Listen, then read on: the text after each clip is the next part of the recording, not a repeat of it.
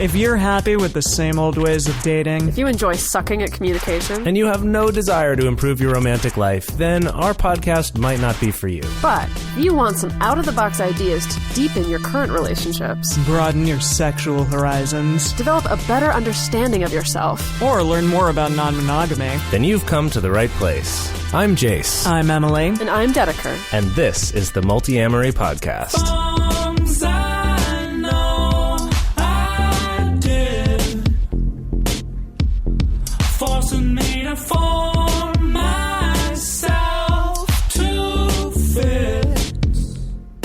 On this episode of the Multiamory podcast, we're talking about primary partners and priority in polyamory. Ooh, alliteration. Alliteration for the win. So clever.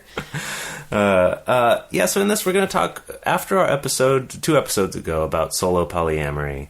We've been talking with a lot of people more about hierarchy and also, in other discussion groups, hearing people talk about their rules for their partners or how they refer to their primary and secondary or non-primary partners, things like that. And so we wanted to kind of go back and have this bigger discussion about hierarchy itself and about what it means to have a primary partner versus just giving a relationship priority.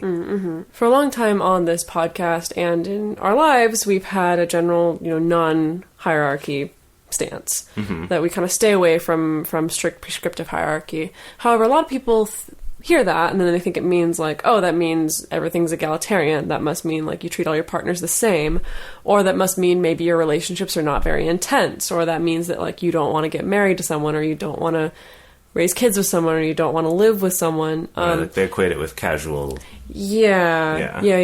And so the thing is that like obviously as human beings, like we all have priorities for everything, even outside of the scope of relationships. So in this episode, we just kind of wanted to talk about that kind of fine line between what means making a relationship primary versus what means making a relationship one of your priorities.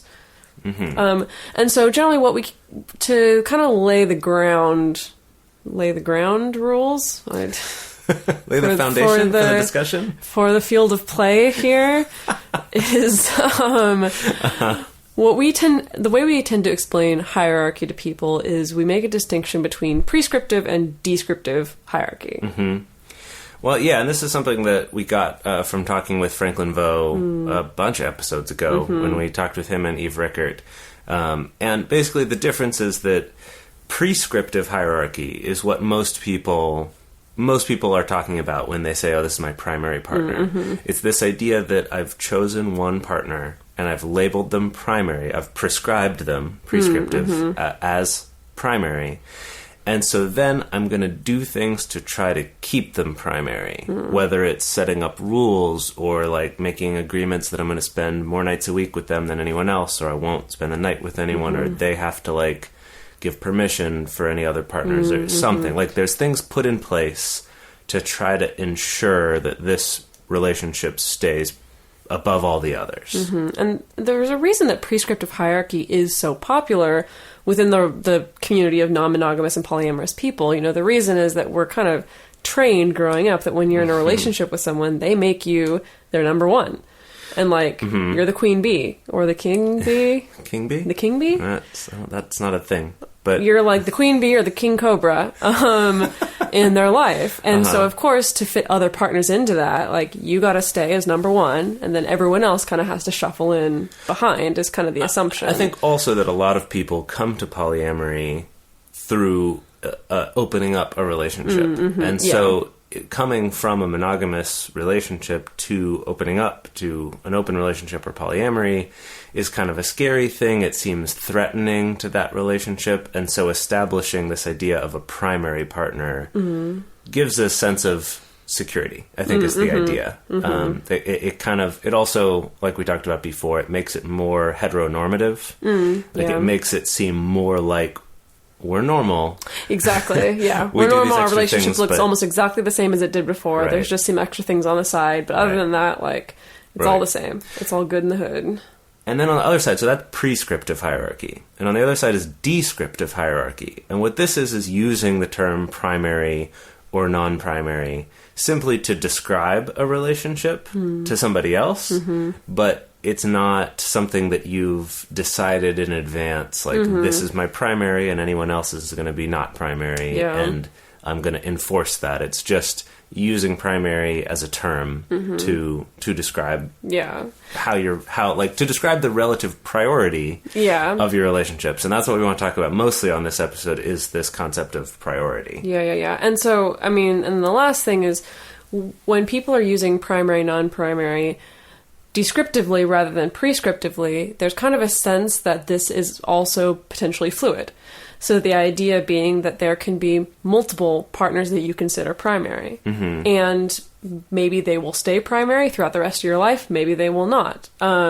Which is really true of any kind of primary partner. We just pretend that it's not when we do the prescriptive hierarchy. Which is something that we'll get to later in the episode. Great. So taking from that, like Dedeker was mentioning earlier, that when you talk to people about being non-hierarchical poly, or like not having primary partners, like not picking a primary partner, right, that, like, we described descriptive hierarchy of using those labels to describe your partners, but for us, like, we tend to not even use those words descriptively because of how much people associate it with this prescriptive hierarchy of, enforcing that someone stays primary.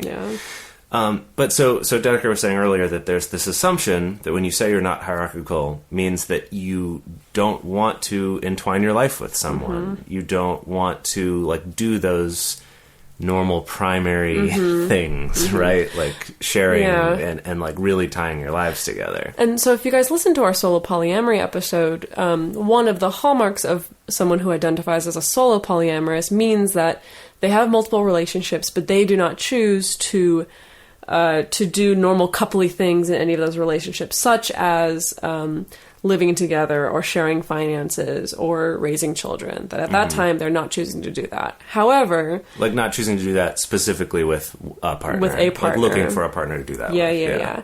The thing is, though, that these things that are on the relationship escalator, as it were, these things that are the normal benchmarks of a progressing relationship, things such as living together, sharing a bank account, having kids, maybe even owning property together, maybe even starting businesses together, maybe even recording a podcast together, that those are things that are all possible to have in your relationships without necessarily designating one person primary or without creating a really rigid hierarchical system in your relationships. Right, exactly. An example that we talked about a little bit on that episode, which I wanted to come back to, is this idea of living together. That a lot of times the partner you live with just kind of becomes de facto your primary partner, or that you feel like they would need to be your primary partner before you would live with them, because there's kind of this idea of security in having a primary partner. But like we were talking about before, was this idea that you could live together with multiple partners, not necessarily at the same time, where you could live half of the year with one partner and half with another, or even something more complicated than that. Which people do. Which people do. There are lots of different options for that. Or like sharing a bank account, that this isn't necessarily something you could only do with one partner. Like maybe with a couple different partners that are very, serious committed relationships for you, you could have shared accounts that you each put money into to save up to take trips together or something like that. And with child rearing, like there are a lot of people who choose to raise their children with multiple partners in their home with them. So some people will choose to, raise kids with their kids having a multi-parent home, or some people may choose to be part of the child rearing process for another partner's kids. Right. Which means that they don't necessarily have to cohabit with that partner in order to be part of the child rearing process. Right, and share in those duties of helping to raise that kid and take care of them. So, which is like so, honestly, just from a modern standpoint, it's like so crazy. Like it's so outside the whole like Norman Rockwell picture of like the small nuclear family. However, I mean, I think it's just so important for people to know that like you can have these things, but they don't necessarily have to look that particular way, and they don't all have to come from the same partner. Yeah, definitely. Like I feel like a lot of people think that like, oh, if I do want these things, that means I have to have a primary partner, or I have to designate one primary or like one partner as primary. Right. And like you got a wide variety of options. Those all could come from one person. They could come from multiple people. And so to go back to all of this, like we're talking about sharing a house or raising kids together, or sharing a bank account or starting a business together, these are not. If you really did think that not having hierarchy meant that all your relationships would have to be equal, I can't imagine that if I had one partner that I felt comfortable sharing some of my finances with, that I would want to do that with all of my partners. Like, that's absurd. Well, actually, it's funny in Islam.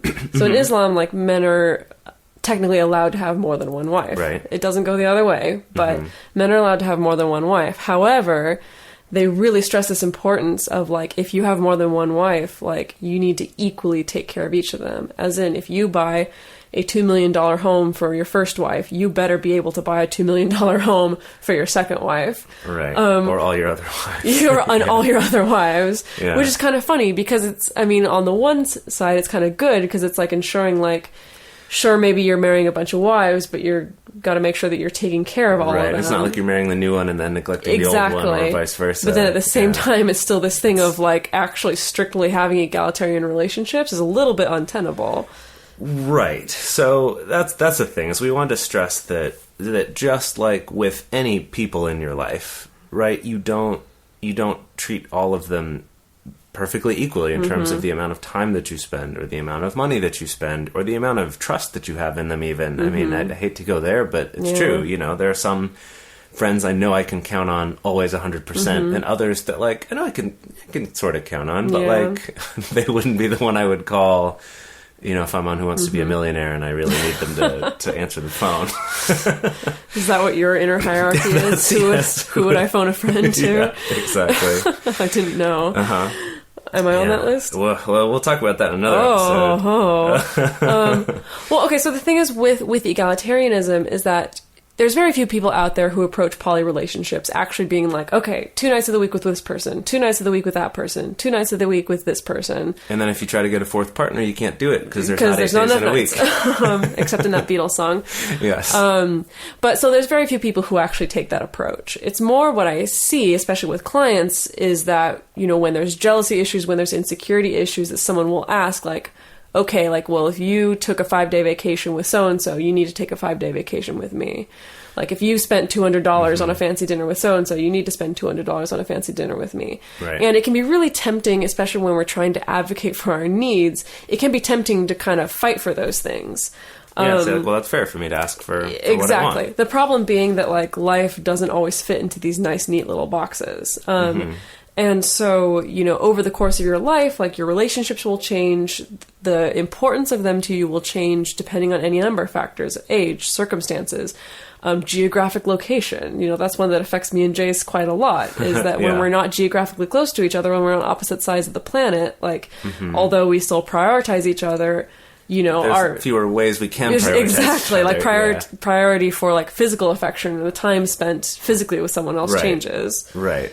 Yeah. Right. I'm not leaving 2 or 3 nights a week where I'm sitting at home not doing anything so I can Skype with Dedeker. Right? When we're not together, we're not gonna, our priority level's gonna change. Whereas when we're together in Japan, like we are right now, we see each other pretty much every day. Yeah. So, it all can change over time and vary, and it's not about needing to create this idea of equality between your partners. It's more about not enforcing a top-down hierarchy on them, but instead having the priorities that you want to have, advocating for yourself. Your partners can do that too. And maybe everyone's not always going to get everything they want all the time, but that's what happens no matter what. Hierarchy doesn't fix that problem. Yeah. People just think that it will. Think that it does. Yeah. Okay, back in the game. Back game in on. The game. Yes. Okay, so let's talk about priority. And the fact that, if you are deciding okay, well, I'm not going to have this strict primary, secondary, prescriptive hierarchy in my relationships. Right. But what does priority look like? Because obviously, if you're looking into buying a house and you want to buy a house with somebody and you're trying to decide, well, where should I live? Where should we go? What should I do? You're not going to ask the person you just went on a first date with what their opinion is to weigh in, to really seriously weigh in on where we should buy our house. Right. You have priorities in your life. The same way you have in the whole rest of your life with different topics. Yeah, yeah, definitely. And so yeah, like you gave that example of buying a house. But also in terms of your priorities, like there are things in your life that's not just, who am I going to spend a little more time with, but also who am I going to, like priorities like commitments, I guess, is how I would think of them, more than just, because when we say priority, people could think like, oh, that's fine for just on a whim, like, oh, I just feel like spending more time with this person. But when we talk about priority, we are talking about commitments as well. And the example is, if you did buy a house with somebody, you are committed to that mortgage payment with them, right? And so in budgeting your money every month, like that money for that mortgage together is going to take priority over your free, frivolous spending or taking trips or something. Well, at least hopefully you're responsible with your money like that. I mean, if you have children, of course, not only is that child going to take priority in terms of your money and your time, but also probably the partner that you had that child with. Or if it's not your child, but one that you're helping raise, like that family group is still going to be a priority. And that's something you're committed to. It's not just kind of on a whim. I think most people with children would say like, absolutely. Like that's my priority above anything else. But then there's also temporary priority changes. And the example of this is like if you have a partner that's really in need for some reason. This could be, struggling with an illness. And so you're going to make them a priority to be there with them. It's not just like, well, you're not convenient, so I'm out. Right? That's the thing. I mean, I've witnessed, unfortunately, like some really sad situations, particularly with people who had a strict hierarchy, where like maybe a secondary partner was super, super sick or like really needed help. But the primary partner was like, well, sorry, like this was the night that we decided that we were going to spend together. So, like you can't go take care of this other person that you love. And so that's the thing is like the sense of... That's where it can start to go wrong. Like the sense of priority is something that's more flexible than what hierarchy allows for. Right. But it's kind of the same way that like if one of your kids gets super, super sick...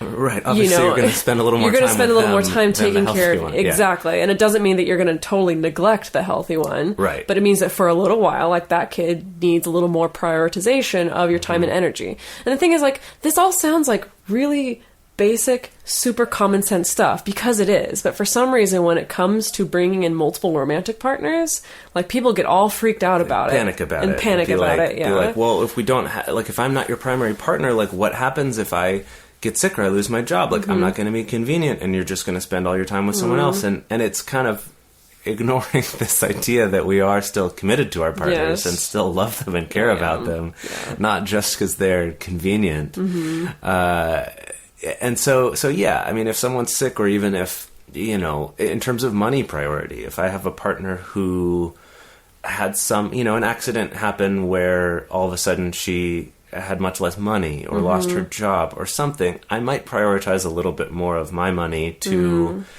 taking her out or, maybe I'm not going to pay her rent for her or something, but like doing more nice things or, buying her stuff if she needs them, because temporarily she's in a situation where she needs that. And that it's not to say like, that's always the person I'm going to spend more of my money on. But, we do care about our partners. And hopefully, and we talked about this on our Metamors episode, on a few of our different Metamors episodes, but this idea that as a good Metamor, part of what you'd want to do is support that. And say like, if a Metamor of yours is having trouble, saying, of course, like, please, like, spend some more time with them, like, support them, because I would hope that you would do that for me in the same situation, right? That we want to care for our Metamors like they're also our friends. So ultimately, I mean, I think the big takeaway that we would want here, which is a takeaway that we kind of come back to a lot, which is that really, like, flexibility and fluidity is going to serve you in your relationships much better than something that's a rigid structure. As in, the flexibility and fluidity of priority is going to just kind of give more lifeblood to your relationships in general, rather than trying to keep everyone in a little box and trying to keep everyone in this hierarchy. In like trying to essentially force priority to happen in certain areas. And I know that this is a scary thing, and a lot of people really resist this because it's so different from how their relationship's been for a long time, especially if they were originally monogamous and then opened up. And I get that. It is a scary thing. It is something that you can struggle with. But if it helps, if this is at all helpful, is to realize that scariness simply comes from the scariness of that idea rather than the reality of it. That we have this idea that things like marriage make your relationship more secure. But they don't actually. Yeah. Like, marriage is a symbol of a commitment, but the marriage itself isn't what makes your relationship secure. It's that relationship itself. And it's also it's not the thing that keeps it secure when it's bad, right? Like, that and same with primary. It's a label we put on something, or something we try to do to defend something, but really ultimately that relationship is what it is. Like, we can't force feelings to be a certain way. But also, if you have been together for a long time, you have so much history, so much old relationship energy that you don't have so much to be threatened by, right? Like, you probably are going to stay prioritized, because of that history together. The longer you've been together, having a good relationship, the more you just are going to be a priority, the more your lives are going to be intertwined. You don't need to force that to have it. So it's not like saying by taking away that hierarchy, you're going to lose all those things. Like, no, you're probably going to have them all still. You're just not going to be kind of forcing it, and you're going to save yourself from some of those temptations to do that tit for tat sort of thinking of like, well, you spent 2 nights with them, so you got it with me now. But it can be a little more flexible. Well, I mean, I understand why people do this, is because obviously, like we said, it is scary, and there's kind of this fear of like, if I don't get a promise ahead of time from my partner that they're going to make me a priority, then they won't. There's this fear that unless I set it up ahead of time, that I'm not going to get what I need. So there's that fear. And then I think there's also the fear of like, oh, I might have to actually ask for what I need. Maybe, like the idea, because I think there's kind of this thinking that like, if I set this relationship as primary, that means my partner is going to automatically make all the decisions in favor of me and in favor of this relationship, and I won't have to like actually ask for what it is that I need. Sure. Like, I'll just get it. Because I think that's another thing coming in, because as relationships shift and change and relationship landscapes are in flux, there might be a time where maybe I have to come to you and be like, hey, you know what, actually, like, we haven't been texting as often, and I kind of like that. Like, could we, like, maybe try to text more often, rather than fuming, like, hey, you said that I was a priority, and you're not texting me. Like, right. And I know that you're texting this other person. Yeah. And so, yeah. Exactly. Totally. You get it. So yeah, it leads to those kind of destructive rules, or trying to limit another relationship out of defense of your own. That ultimately will hurt your own relationship and possibly end it. So that's kind of our big takeaway from that. And to end out this episode, though, we want to talk about a fun little topic. Yeah. Now we're going to take for something completely different. Take a little bit of a left turn. Yes. So this is from an email that we got from one of our listeners named Ivy Nelson. And she said, I've started working on a series of romance suspense novels that will feature a polyamorous woman as the main character. I'm actually working out my own issues in polyamory, and I've found that writing about it helps deconstruct my own dilemmas. Because it's a series, I've considered making a different one of her relationships the focal point of each novel. What are your thoughts on that? Would it be better to weave all of her relationships into all of the stories? I'm going back and forth on the issue. On the one hand, focusing on one relationship will allow readers to get to know each of her partners very well over the course of the whole series. On the other hand, doing it this way almost feels like I would be sticking too close to the one relationship formula that most romance novels follow. I'd love to hear your thoughts. I'd also love to hear about some things you would enjoy seeing in a piece of polyamorous fiction. I know polyfiction is very scarce, but have you found any that you like?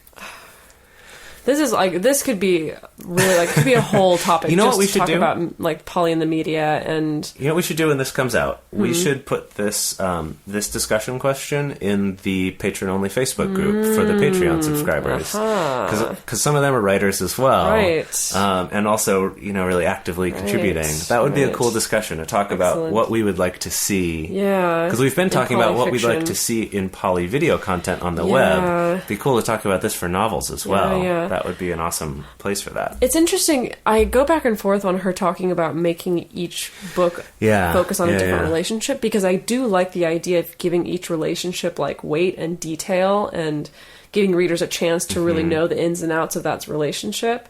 But I get how she doesn't want to fall into like just the formula of like, well, just this one relationship's important, and then the others In are this all just one, yeah. in this one to just kind of chop Yeah. liver. I don't know. Yeah, because I wouldn't want someone to just read one book and assume that it's like, well, there's obviously this primary, and then all these others are like casual dating, which is where people tend to go when they look at it from the My outside. question is, how long is this series? How many partners does this woman have? Yeah.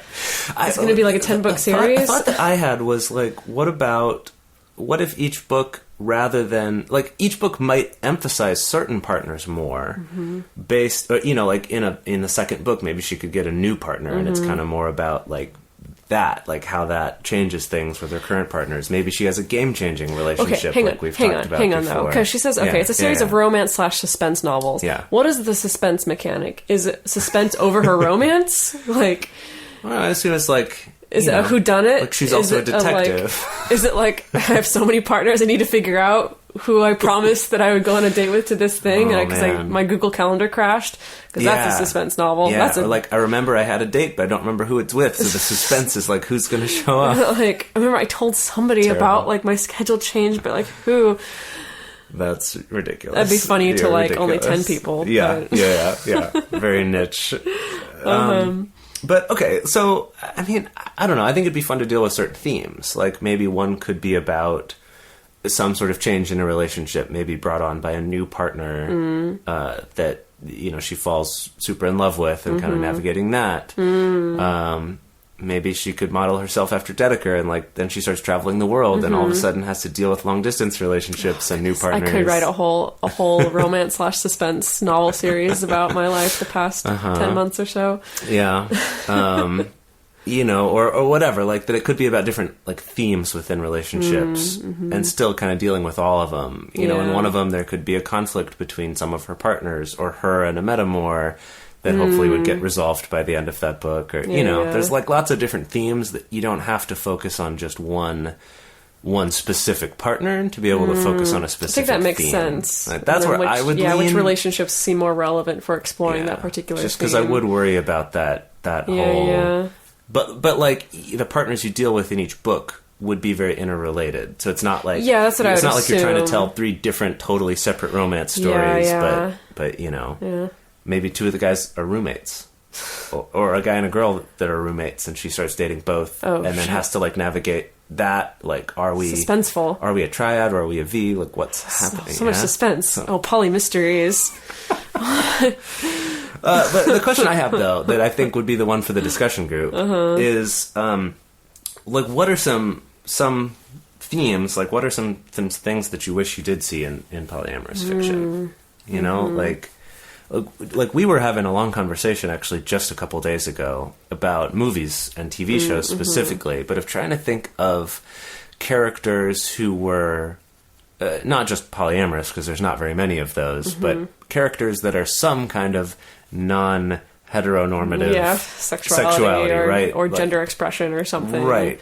That are in a show or a movie where the movie's not about that. That's not the only thing that defines their character. Something we were thinking about. And we couldn't really come up with many examples. At least not off the top of our head. I know that on the internet, like, people have compiled, you know, lists and databases of these things. But it is definitely something that's less common. Yeah, but it kind of falls into that trap, is that, like, at least in any kind of current piece of media or fiction, is that you can't have necessarily a polyamorous character where that's just kind of a piece of trivia about them. Right. That's not like the main basis of their character. Right. Like we talked about, like in Scott Pilgrim, his roommate is gay, and that's acknowledged, but it's never a thing. Not a thing. His roommate never even really dates anyone. Yeah, he does.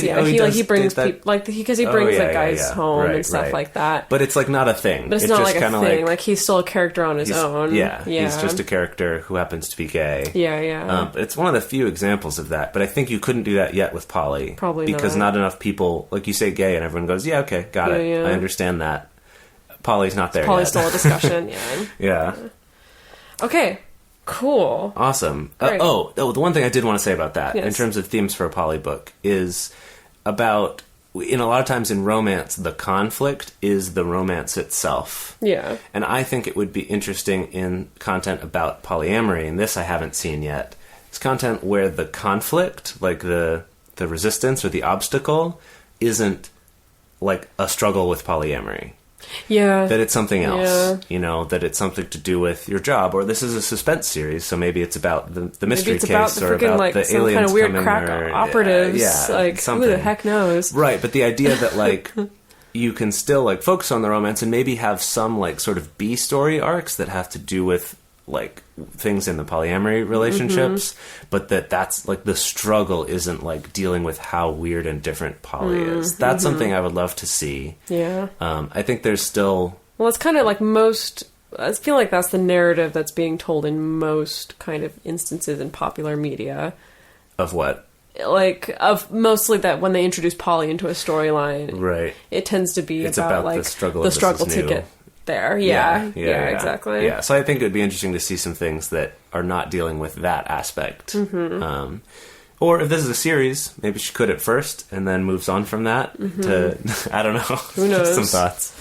Awesome. Well, I hope this is helpful, Ivy. Yeah, well, Ivy, we're going to put this question into our little private Facebook discussion group for our special patrons and so if see you guys what their thoughts are one of our patrons in the private Facebook group, you can check that out there.